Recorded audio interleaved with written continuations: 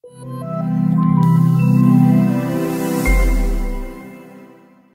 jamaah sekalian, a'azanallahu wa iyyakum.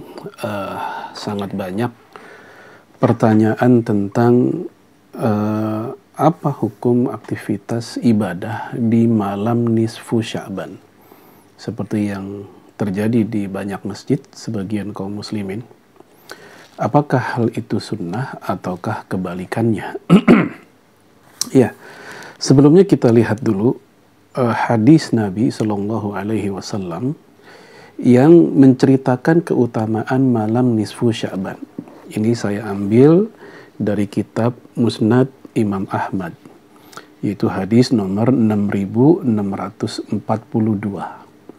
dari Abdullah bin Amr bin Al-As, putra dari Amr bin As.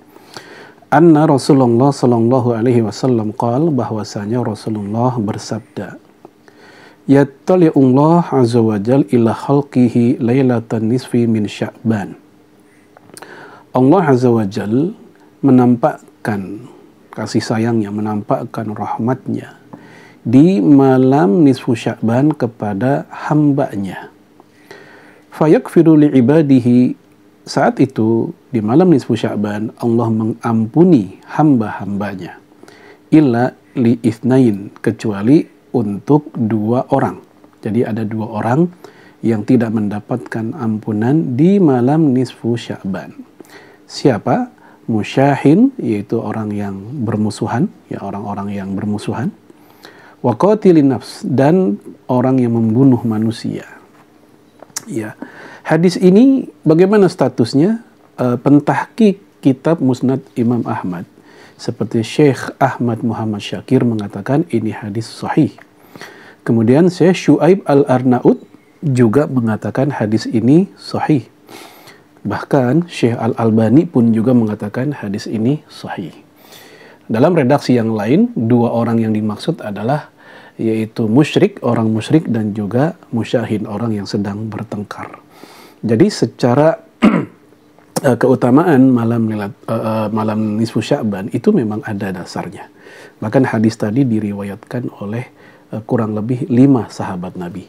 Abdullah bin Amr bin As, Abu Tha'labah Al-Khusyani, Mu'az bin Jabal, kemudian Aisyah radhiyallahu anha, dan yang lainnya.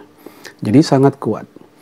Nah, dari situlah barangkali ya para ulama kita, mereka khususnya di masa tabi'in itu melakukan aktivitas ibadah karena dalam rangka mengambil keutamaan malam tersebut.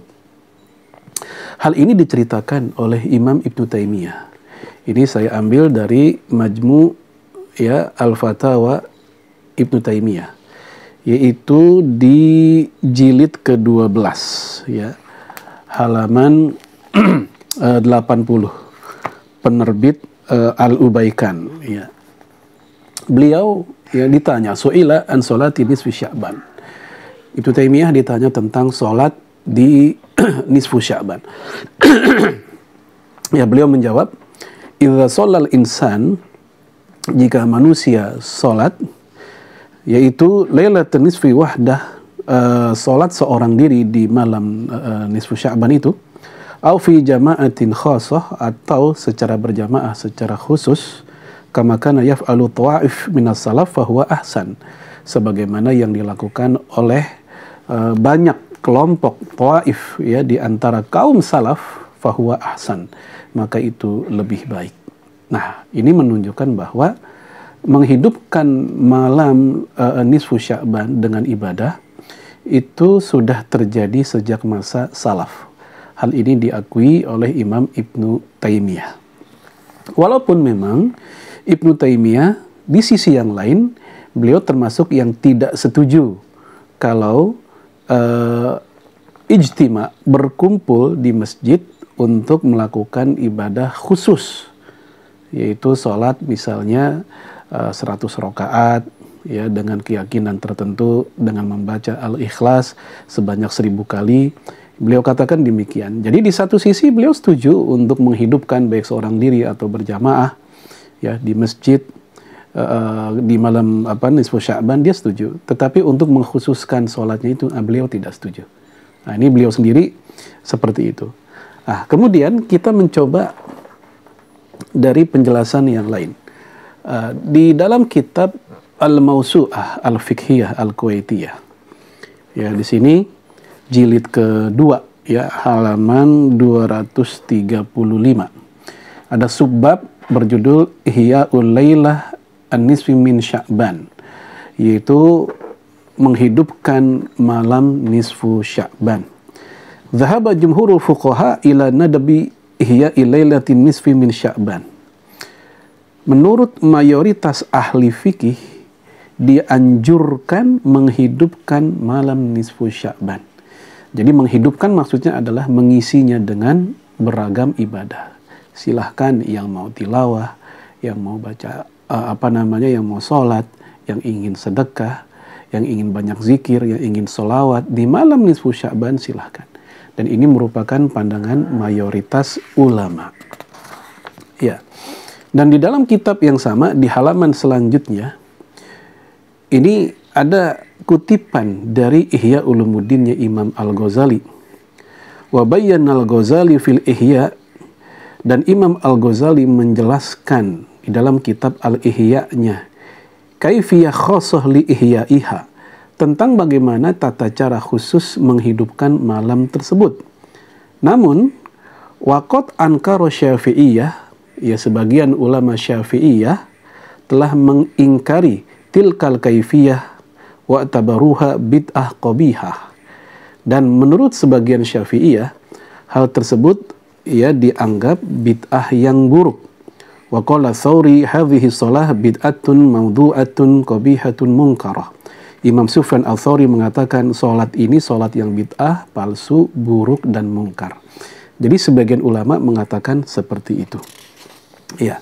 Jadi kalau kita lihat sebagian ada yang pro, sebagian ada yang kontra, dan itu sudah terjadi sejak masa salaf alias tabi'in.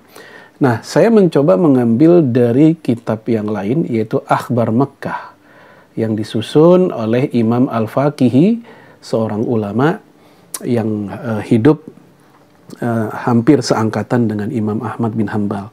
Imam Ahmad bin Hanbal wafat tahun 241, beliau wafat tahun 272.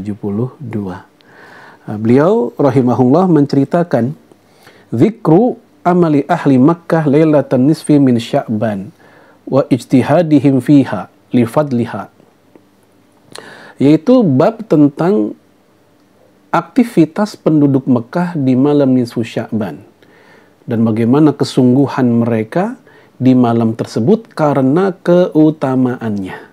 Jadi penuh keutamaan di malam tersebut. Apa katanya di sini? Wa ahlu Makkah fima madha ilal yaum, dulu penduduk Mekah di masa lalu hingga sampai hari ini, maksudnya hari ini adalah di zaman Imam Al-Faqihi, idza kana lailatun nisfi min Sya'ban, kalau datang malam nisfu Sya'ban, kharaja amatur rijal wa nisa ilal masjid. Ya, kaum laki-laki dan wanita dia keluar dari rumah mendatangi masjid, yaitu Masjid Al-Haram. Fasallu wa tawfu, mereka salat, mereka tawaf, dan juga wa ahyau lailatahum hatta as-sabah, mereka pun menghidupkan malam nisfu Sya'ban tersebut sampai subuh. Jadi mereka beribadah di malam nisfu Sya'ban di Masjidil Haram itu sampai subuh. Ini terjadi sejak masa lalu, kata Imam Al-Faqihi. Dan Al-Faqihi hidup di abad 3. Jadi kurang lebih ini ya jelas ini kalau nggak masa sahabat atau masa tabi'in. Kemudian bil qiraati fil masjid, apa yang mereka lakukan? Mereka membaca Al-Qur'an fil Masjidil Haram, di Masjidil Haram. Hatta yakhtimu Al-Qur'an kullah, sampai mereka menghatamkan seluruh Al-Qur'an. Wa yusallu, dan mereka pun juga salat. Wa man shalla minhum tilka lailah mi'ata raq'ah yaqra'u fi kulli raq'atin bil hamd wa qul huwallahu ahad 10 marrat. Nah, di antara mereka ada yang salat 100 rakaat dan masing-masing rakaat membaca Al-Ikhlas, membaca Al-Fatihah dan Al-Ikhlas, yaitu masing-masing 10 kali. Wa akhadhu min ma'i Zamzam tilka lailah, dan mereka pun mengambil air Zamzam di malam tersebut, dan fasyaribuhu waqtasalu bihi, mereka minum dan mereka mandi dengan air Zamzam tersebut. Ya, wa khabba'uhu indahum lil mard, dan mereka pun juga mengobati untuk orang-orang sakit ya dengan air tersebut. Ya, yabtaguna bidzalikal barakah fi hadhihi lailah, dalam rangka mencari keberkahan di malam tersebut.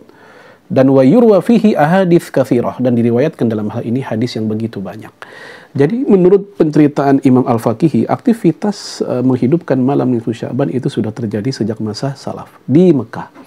Namun memang hal ini tidak disepakati oleh sebagian ulama di Madinah. Ulama di Madinah, khususnya para pengikut Imam Malik, mereka mengingkarinya. Mereka tidak menyukainya, mereka menganggap makruh, termasuk juga Al-Auza'i di Syam. Walhasil jamaah sekalian, memang ada dua pendapat tentang masalah ini. Ada yang mengatakan itu adalah sunnah dan bukan bid'ah, seperti Khalid bin Mi'dan, Makhul, Ishaq bin Rahawayh, kemudian para ulama Mekah, mereka mengatakan tidak ada masalah. Sebagian ulama yang lain seperti yang di Madinah atau di Syam, mereka mengingkarinya. Karena ini perbedaan pendapat dalam masalah fikih, maka buat jamaah yang mempertanyakan masalah ini dan juga yang sering meributkan dan membenturkan keduanya, hendaknya kita berlapang dada sebagaimana menyikapi perbedaan fikih yang lainnya. Silakan ambil pandangan yang menurut kita lebih kuat, namun jangan mengingkari yang lain.